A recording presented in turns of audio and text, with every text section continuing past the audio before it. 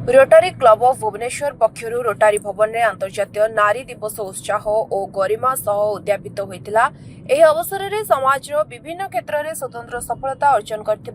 7 जन विशिष्ट नारी को सम्मानित करा जायतिला। ए कार्यक्रम में मुख्य अतिथि भाव सुलोचना दास भुवनेश्वर महापौर जोग देइथिले। से तांको उद्बोधन में रोटारी क्लबर एही प्रयास को प्रशंसा करी कहिथिले जे समाज रे उत्कृष्ट कार्य करुथबा नारी माननकु सम्मान देवा अन्यमानक पई प्रेरणार स्रोत होइथाय। ए अवसर में रोटारी क्लब ऑफ भुवनेश्वर अध्यक्ष संजय चौधरी तत्वावधान में नारी सशक्तिकरणर गुरुत्व विषय आलोकपात करथिले। से कहिथिले जे समाज और देश गठन में नारी मानकर भूमिका अत्यंत महत्वपूर्ण एवं सफल नारी मानक सम्मान करने द्वारा नूतन पीढ़ी प्रेरित हुए। यह अवसर में निम्नलिखित 7 जन नारी को निज निज क्षेत्र में सफलता पाई सम्मानित करा जायतिला। कार्यक्रम में अनेक रोटारियान अतिथिवर्ग समाज विभिन्न वर्गर लोक मैंने जोग देइथिले एवं नारी सम्मान और समानतार वार्ता को स्वागत करथिले। ए कार्यक्रम को मधुमिता चांद कार्यक्रम अध्यक्ष समन्वय करथिले। से नारी दिवस गुरुत्व विषय कहिथिले एवं नारी मानक सफलता को सम्मान करने द्वारा समाज रे सम्मान समर्थन और सशक्तिकरणर वार्ता प्रसारित हुए बोली उल्लेख करथिले। तांको नेतृत्व और समन्वय रे कार्यक्रमटी सुचारू भाव एवं सफलतार सह आयोजित होइतिला। मो Biswajit Patra Rotary Club of Bhubaneswar secretary currently on the eve of this International Women's Day. Rotary Club always one of its focus area is women's empowerment and स्त्री लोक जमती तार जेते उन्नति होबो कथार अछि if a woman is educated the family is educated से भलिया आमे एई पवित्र भल दिन रे आमे 7 जन एमिनेंट पर्सनालिटी को आमे तांको रिकॉग्नाइज करलु ऑनर करलु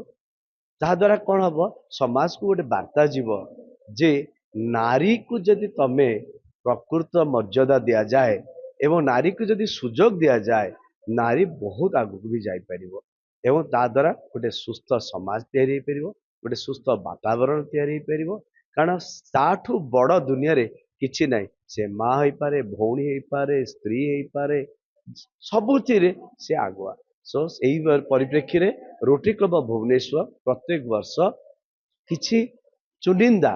स्त्री लोकों को माने वुमेन एम्पावरमेंट को करबा पई वुमेन मन को सिलेक्ट करिके एवं ताको आमे रिकॉग्नाइज करना ऑनर करू। मो प्रथमे हृदय कृतज्ञता जनइबी रोटारी क्लब ऑफ भुवनेश्वर को आज से माने वुमेन्स डे सेलिब्रेशन करूचंती आ बहुत प्रतिभावान महिला मान को विभिन्न कोण अनुकोण चिन्हट कर आज फेलिस्टेट कर से गोटे जिनस करने को माने देखा चाहिए जे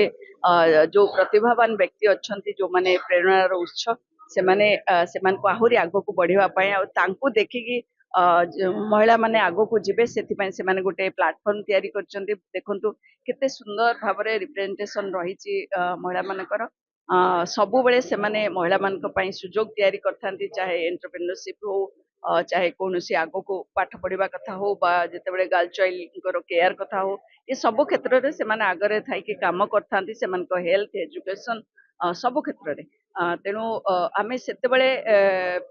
ठीक भाव में जो यथार्थता रहिबा हमर वुमेन्स डे सेलिब्रेशन जते बेले आमे तांको पाठ पढ़ा हो तांको हेल्थ हो महिला मानकु से सुजोग दबा सहित आमे आगो को बढ़िबार रास्ता मध्य देखा आ ता सहित तांको समान राइट कथा कह जाऊ बा को गोटे डिग्निटी कथा कह जाऊ समाज रे ये सब को मध्य हमको प्रोवाइड करिया को पड़िबो तेणु ये सब क्षेत्र रे रोटारी क्लब ऑफ भुवनेश्वर काम करी आसुची तेणु समस्त को थैंक यू सो मच बहुत बहुत भल काम करछन्ती से माने आहुरी आगो को काम करंतु आ निश्चित भाव में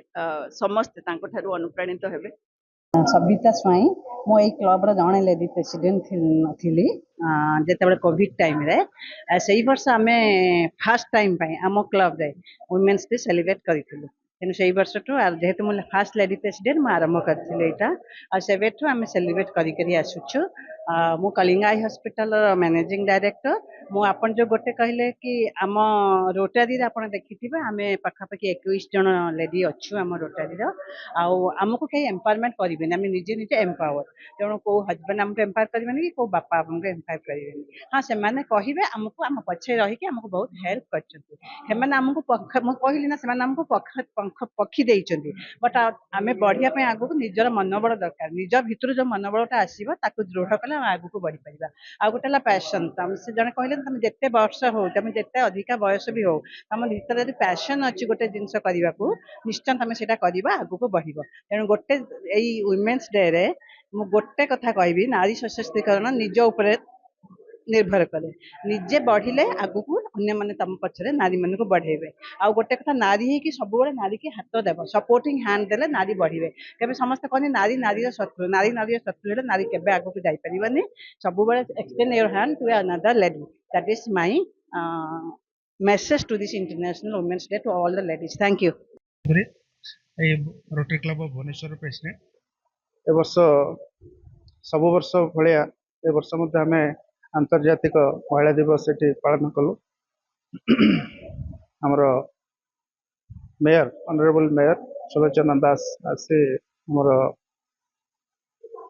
ଚିଫ ଗେଷ୍ଟ ହେଇକି ଆସିଥିଲେ ଆଉ ଏଥିରେ ଆମେ 7 ଜଣଙ୍କୁ ଆଜି 7 ଜଣ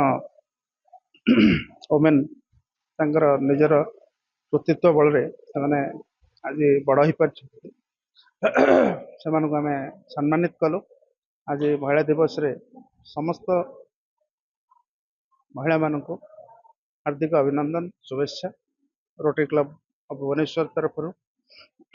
ଅନେକ କିଛି ମହିଳା କାର୍ଯ୍ୟକ୍ରମ ଆମେ କରୁ ପ୍ରତିବର୍ଷ ଏ ବର୍ଷ ମଧ୍ୟ ଆଗକୁ ବହୁତ ମହିଳା ସଶକ୍ତିକରଣ ତଥା